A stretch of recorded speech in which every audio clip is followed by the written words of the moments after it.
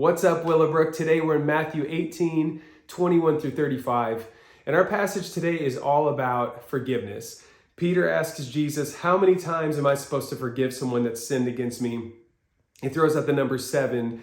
And Jesus responds by saying, no, even more than that. 77 times, or some translations say 70 times 7.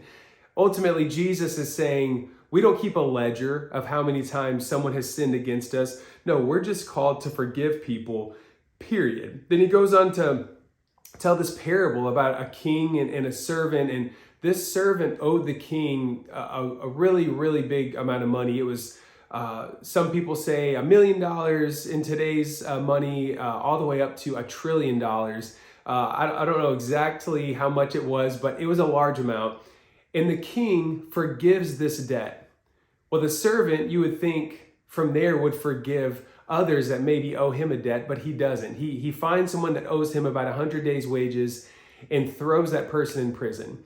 Well, once the king finds out, he finds this servant and throws him in prison until he can pay off his large debt, which of course he'll never be able to do. So Jesus is ultimately saying that as believers, we've been forgiven of much, and so we're called to forgive others. You know, we will never forgive to the same degree that we've been forgiven by God.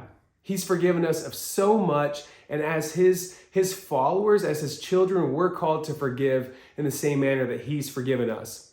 We think about the Lord's Prayer. It says, forgive us our sins as we forgive those who have sinned against us. This is a characteristic of God, our Father, and it should be a characteristic of our lives today as well. So I want to encourage you to do that. Forgive one another. I know it's difficult. It's not easy, but ask God to help you as we live lives together and as we try to point people to Jesus. We're called to forgive because he's forgiven us.